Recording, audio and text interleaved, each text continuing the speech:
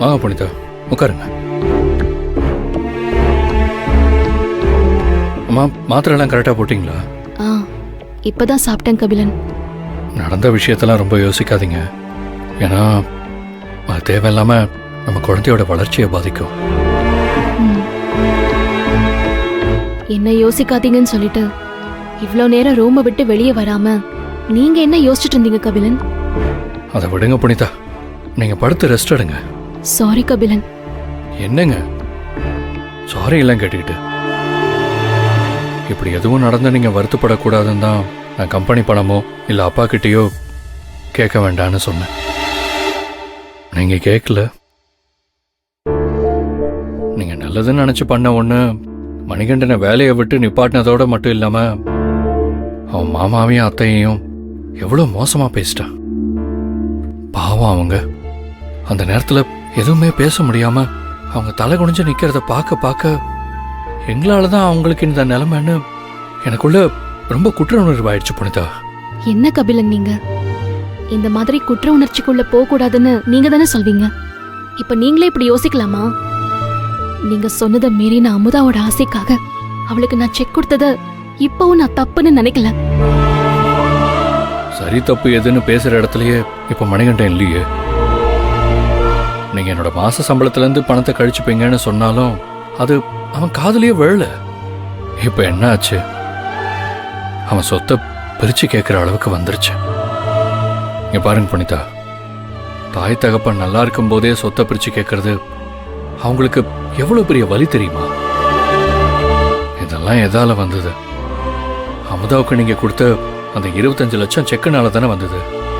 இல்ல கபிலன், மணிகண்டனுக்கு அமுதாவுக்கு நான் கொடுத்த செக்கு வெறும் ஒரு காரணம் மட்டும்தான்.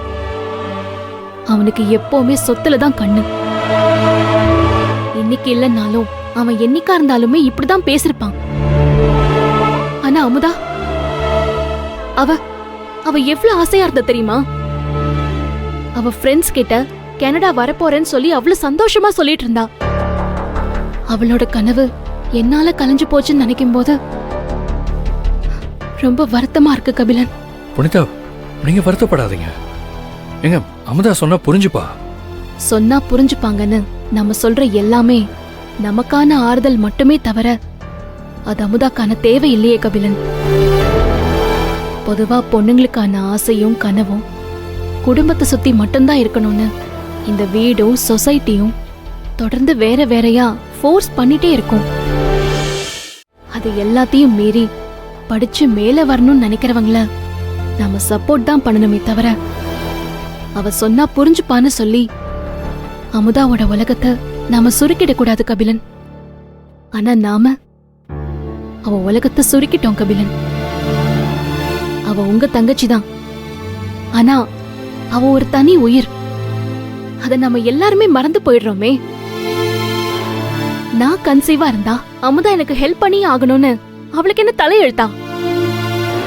நம்மள நம்பி இருக்கிறவங்கள அடுத்தடுத்து நோக்கி நகத்ததான் குடும்பமும் ஃப்ரெண்ட்ஸும் இருக்கணுமே தவிர எனக்காக நீ இருன்னு சொல்லி இங்க யாரும் யாரையும் அன்ப காட்டி நிர்பந்திக்க முடியாது, நிர்பந்திக்கவும் கூடாது. நீங்க சொன்னது ரொம்ப சரியா இருக்கு புனிதா.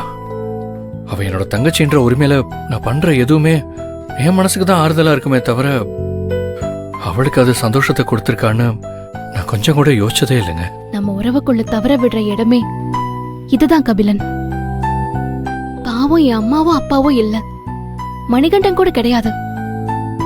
அமுதாதான் பாவம். இதே மணிகண்டன் இதுக்கு முன்னாடியும் சொத்தை பிரிச்சு கேட்டு வீட்டை விட்டு வெளியே போயிருக்கான். புரியுது புனிதா. நான் எதுவும் தப்பா பேசிட்டேனா கபிலன்? ஐயோ சச்ச,